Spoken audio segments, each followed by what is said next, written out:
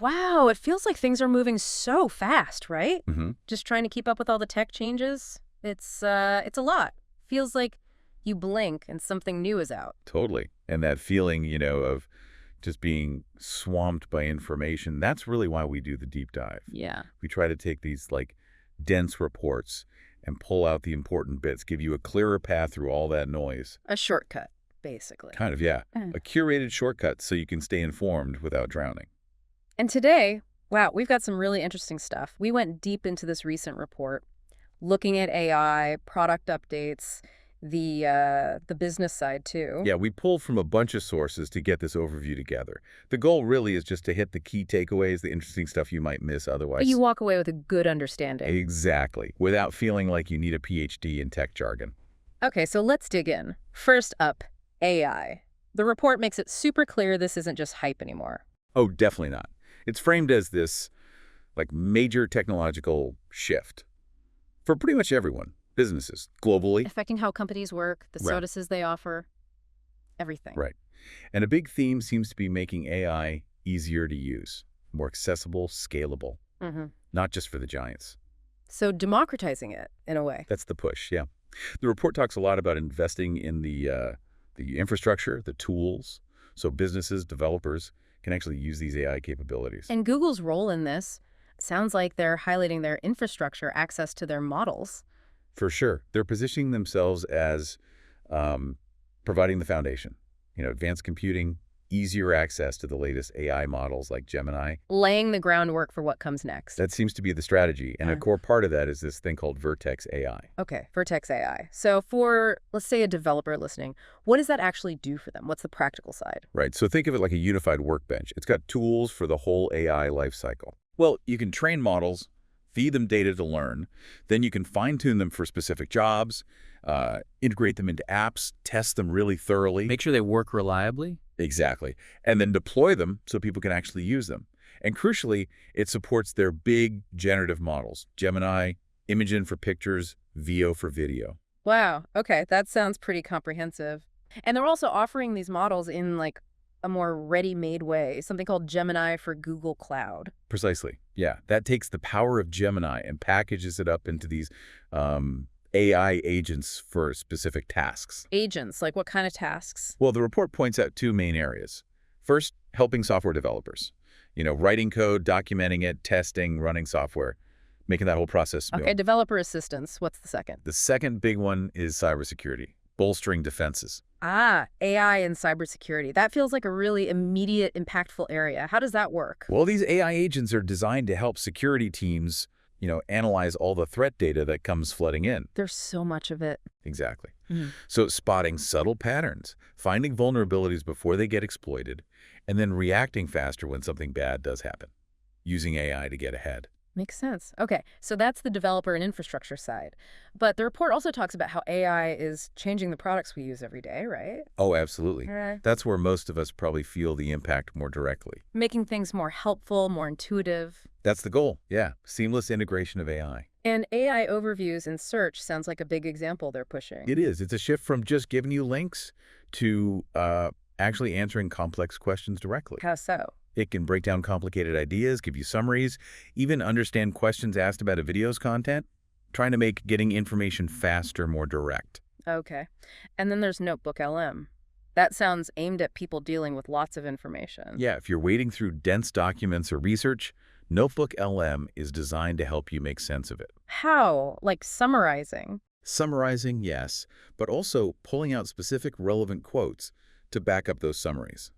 It's kind of like having an AI research assistant built in. That could be really useful.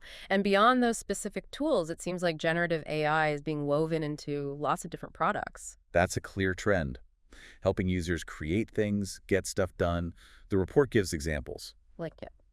Well, the Gemini app itself is getting more features, generating images, helping with code, connecting with other apps to make workflows smoother.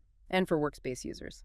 Gmail, Docs, Sheets. Gemini is becoming more of a co-pilot there too, helping write emails or docs, organize data, create visuals, automate tasks, even making meetings supposedly more productive. Supposedly. They also mentioned YouTube recommendations getting better with Gemini. Yeah, using AI to understand preferences and video content better so the recommendations are more relevant, more engaging, hopefully. Keeps you watching. That's the idea.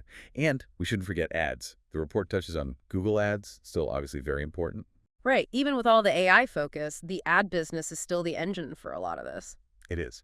And it's a key tool for businesses, small and large, to connect with customers online. Okay, but with all this AI, all this data, privacy and security have got to be huge concerns. People worry about this stuff. And they should. The report is really emphatic on this point. They state protecting user privacy and security is like job one, a core principle. Even if it costs the money sometimes. That's what they say, yeah. That it guides development, even with potential financial consequences, a big statement on trust. And it's backed up by action, investment in security. Seems so.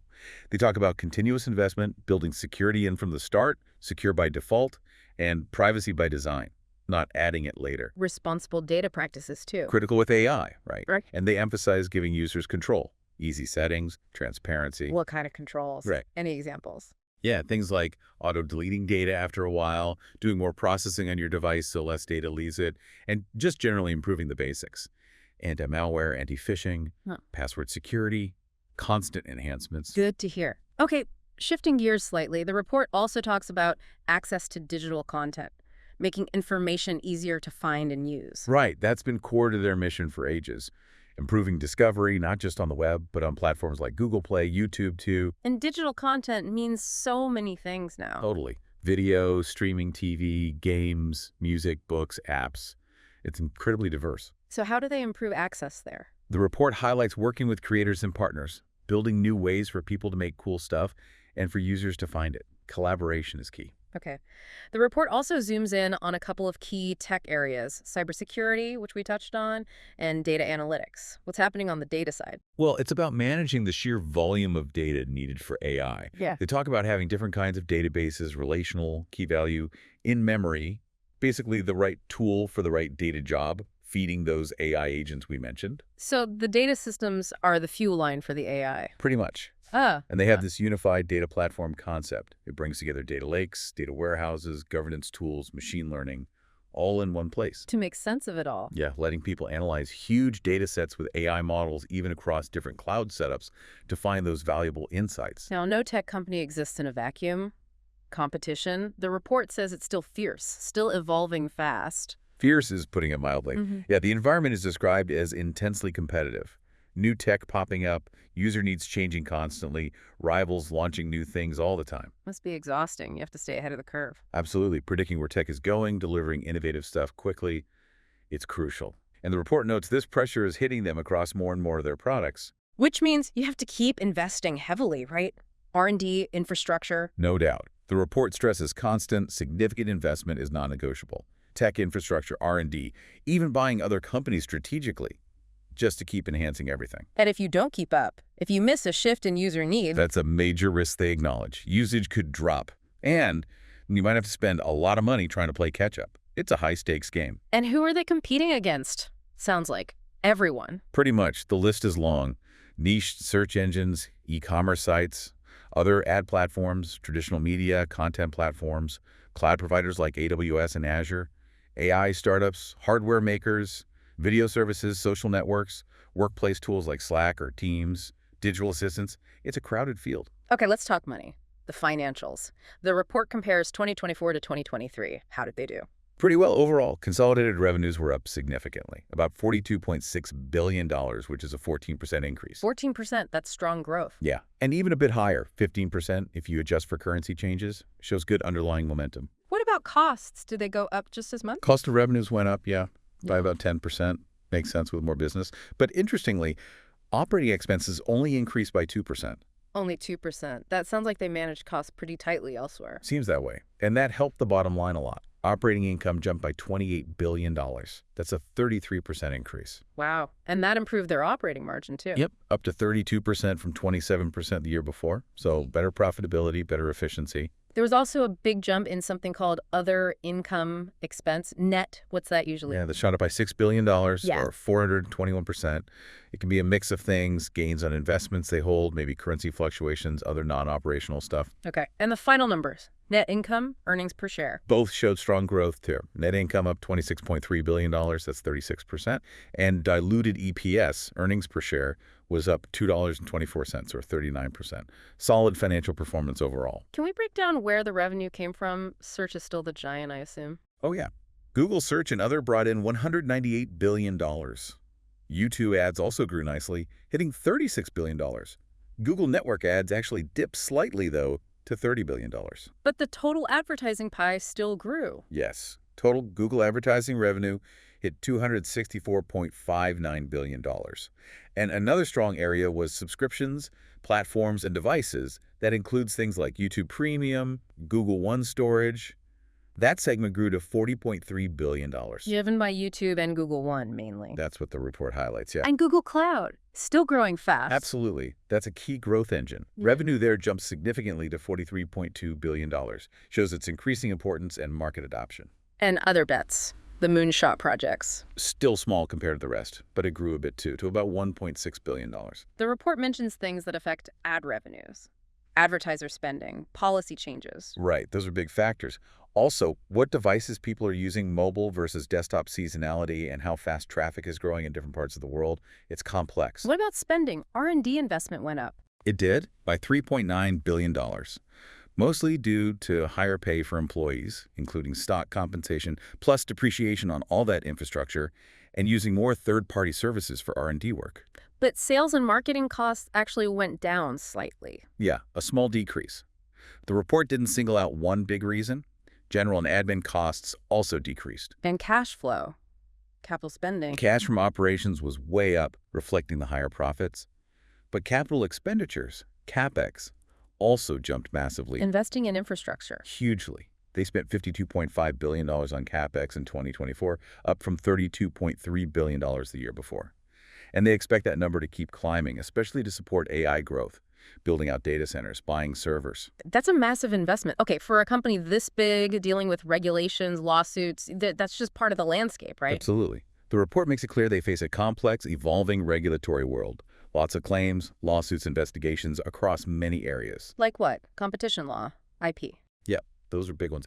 But also data privacy, security rules, tax laws, labor issues, even stuff around user-generated content and consumer protection. So many fronts. The report mentions the U.S. antitrust case about search. It does. Notes the ruling against them in August 2024, and that the remedies, what they actually have to do, are still being decided. That could be significant. And patent claims, intellectual property stuff, always a risk. For sure.